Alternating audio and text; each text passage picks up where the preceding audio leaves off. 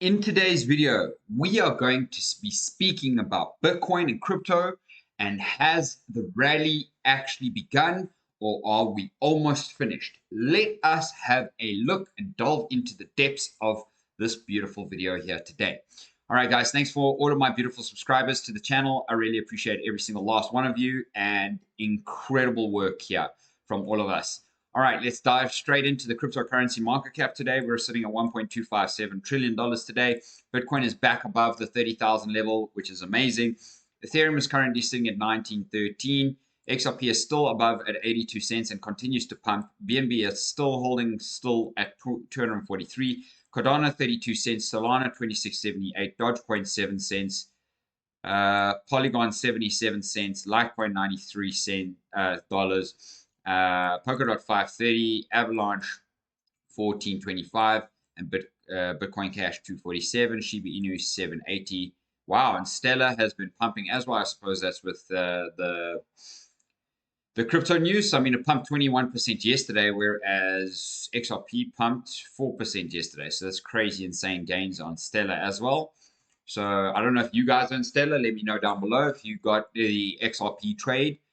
Today, the current fear and greed index is back up at 56. So it shot all the way down to 50 yesterday and is back up at 56 again today, from being 56 not even like a moment ago on the next one. So let's go and see the crypto bubbles today.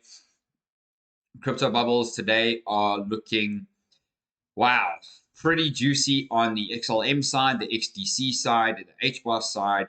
Link and Tezos, that's pretty much, and Hex is up. So the rest of them are pretty much down or flattish, evenish. So great coins pumping in the market out there today. Now, guys, in this video, I'm going to show you a few clips from Mark Yusko. I'm going to also show you a few clips from Elon Musk, and we are going to delve quite deep into what is going on. Now, I will do another specific video on what it is that I'm about to show you. So make sure to hit that notification bell, and so that you know when I do a video like this. So in this article here, it says how to create and sell Bitcoin NFTs. And it gives you this whole crazy, incredible description about what to do, how to do it, how the ordinals were created, what are ordinals, and exactly all of that.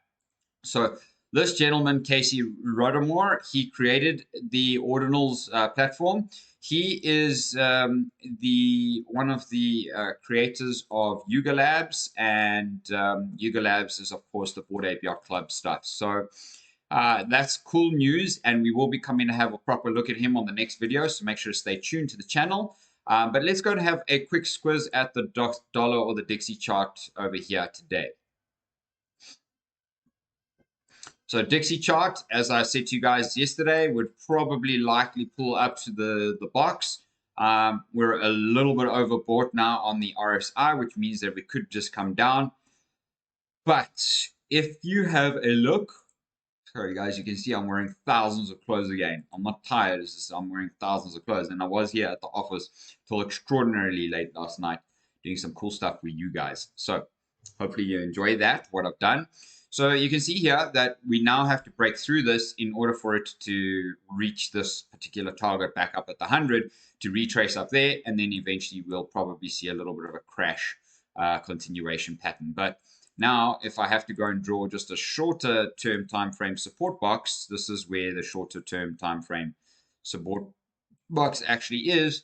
So now we could range in this little zone here for a moment or two, but once we break this box to the downside again, bye-bye, we will go for the 97 target and then the 95 target. So let me go and show you the first clip from Mark Yusko, and yeah, then we'll see what exactly he has to say. And, others would just, I don't think we've had any inflation. We've had currency devaluation. We've had the greatest currency devaluation in the history of currency devaluations. And it was, I believe, again, intentional, under the cover of lockdowns, which I believe were part of the plan to create an environment where the MMT nonsense, the cult of Kelton, as I refer to it, could prosper. I mean, look, we created 50 And one of the things you appreciate when you go to Europe is we're just like toddlers in the United States, right? 246 years of, or 47 years of a republic. It's just not, it's, the Moors were in the Iberian Peninsula for 800 years. And they're gone, right? I mean, but they were in charge for 800 years. So they've been around a long time. But for 246 of the 245 of the 247 years of the U.S. Republic, we created half the money. And then in 2 years, we created the second half of the money. We literally, out of thin air, created half of all the money that's ever been created. And I don't believe that was unintentional. I believe it was absolutely intentional. It's the only way out. When you're an empire and you become overly indebted, you have four choices. You can pay back. Can't do that. Okay. Even if you taxed all the wealth, forget income, taxed all the wealth, can't pay back the debt. You can restructure it, but someone's got to take the other side. No one's going to take a worse deal. You can default on it. Whoa, can't do that because then you get kicked out of office. So you devalue it, deflate it, or inflate it. To me, devaluation is different than inflation. Inflation is when prices rise because demand exceeds supply. If there are 1,000 cars and there's demand for 1,200 cars, the price will rise. That to me is inflation. If I print $1 million and I devalue the currency by 50%, to me, that's currency devaluation. Now, but you create a lot of demand because there's more money. Yeah, one could argue it's the same. It's the distinction without a difference, and that's fine. But and again, I've been debating this with Mike for the last year, saying this spike in inflation is gone. Right? By the end of this year, we'll be back to deflation. There will be no talk of inflation. We've already seen it with the commodities, and now we're going to see it in services. And then the sticky part is the owner's equivalent rent, which is a dumb thing. The rent you charge yourself to rent your house from yourself, which you would never super do. lagging, yeah. Just a total. So I just don't believe there's ever been any inflation because there was a step function change in global supply and demand by this authoritarian lockdown nonsense. I used to be in the camp that we're in recession, we're going to be in recession. This last trip, no way. There's no global recession. Planes were full, hotels were full, restaurants were full, prices were high, people were well dressed, everybody was happy. So I'm basically of the belief that we are in kind of this Goldilocks world where they're devaluing the currency at a rate. It's like boiling the frog, right? If you do it too fast, the whole experiment, you kill the frog. If you don't do it fast enough, the frog jumps out. So they actually are doing it at the right speed. So as you can see, very much so, Mark Yusko is speaking about some crazy stuff that is happening out there, that they have literally done the job that they said that they were going to do. So there's an old saying that goes, don't fight the Fed.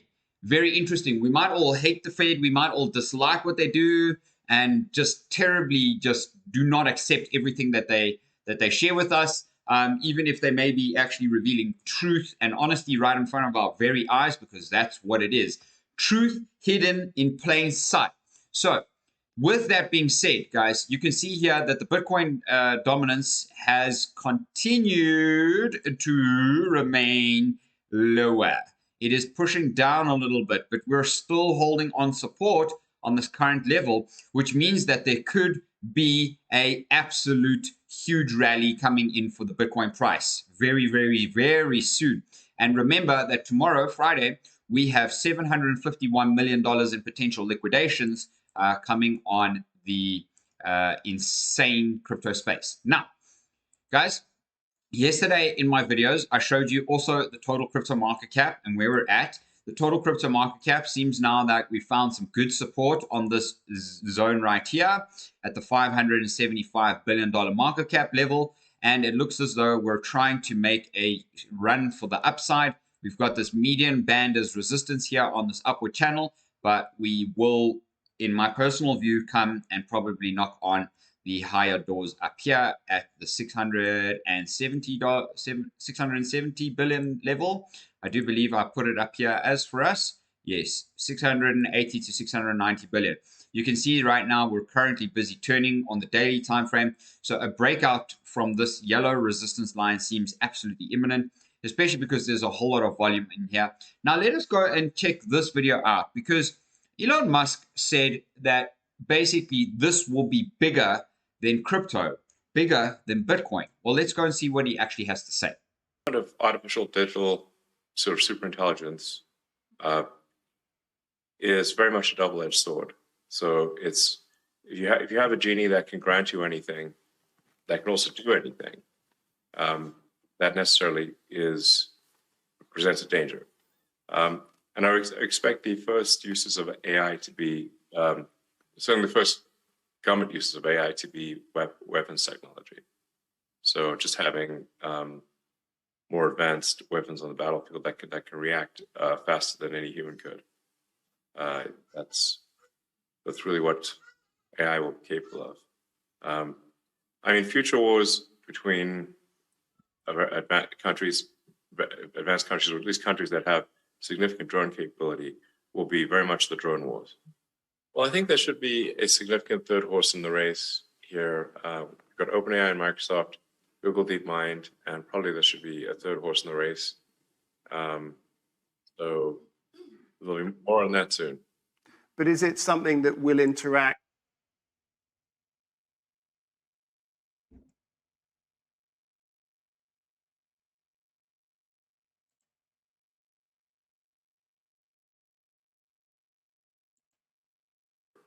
Minimizing the impact of AI manipulation. We're certainly very much taking that seriously at X Twitter, X/Twitter, and I think we're putting in place all of the protections to minimize and certainly detect when we see large-scale manipulation of the system. Especially if you go further out into the future, I mean, everything will be automatic. I mean, there'll be household robots that you can fully talk to as though they're people that can help you around the house or be a companion or whatever the case may be. There will be humanoid robots throughout, factories, and cars will also be all automatic. And anything where intelligence can be applied, even modest intelligence, will be automated. Say like 10, 20 years from now. And will we be connected to that technology through a Neuralink type device? Maybe. I mean, is that where this, in your view, obviously, is that where this heads? Well, a high bandwidth interface from Cortex to your sort of computing or AI tertiary layer, which already exists. It's just that we don't have a high bandwidth connection. We've got our limbic system, which is our sort of foundational element. That's sort of our instincts and desires and whatnot. Then our cortex on top of that, which is our thinking part of our brain. And then we've got a tertiary digital layer, which is currently in the form of our phones and computers and laptops and whatnot, and all the applications. And the constraint on better, a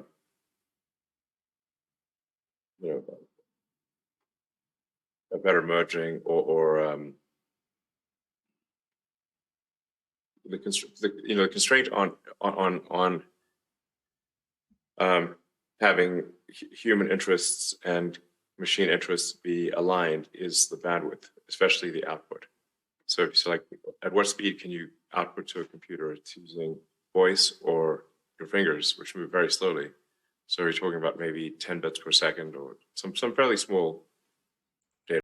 Okay, now that you've seen that Elon Musk actually speaks about AI becoming the future of this world, what do you think about that down in the comments below? I would love to know what my audience thinks. And if you guys have enjoyed the video so far, make sure to smash the like. That would be gratefully appreciated.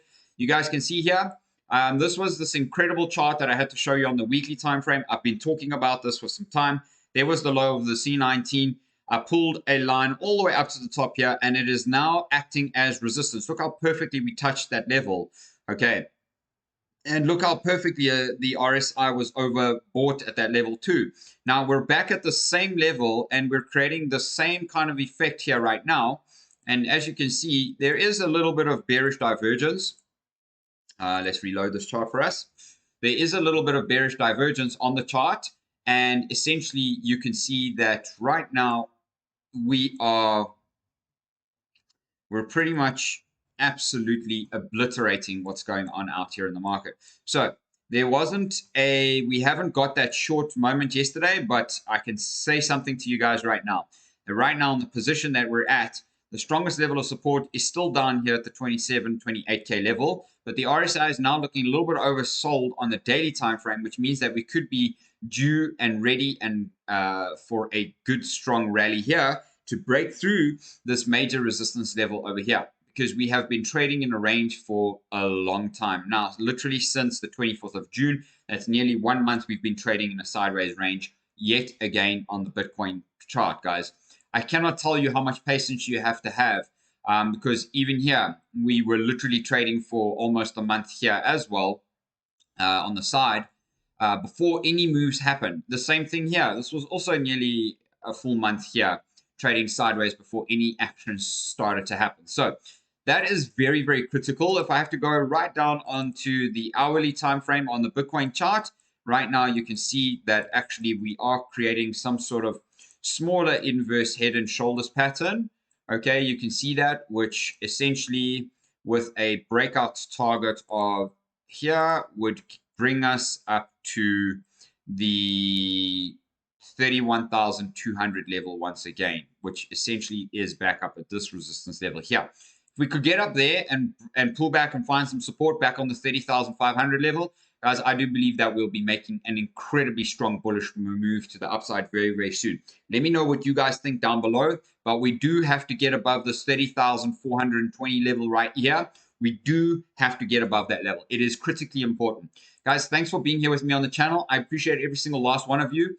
And of course, you guys know about certain things that I talk about. Make sure to go and subscribe to the channel, because I am going to show you a number of really cool things.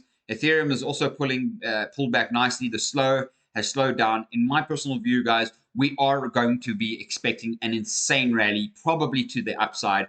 No financial advice, of course. But as you guys can see, there are many, many opportunities to make so much more money here in the Bitcoin chart. So this is Theta. You guys, I actually sold some of my Bitcoin for Theta down here.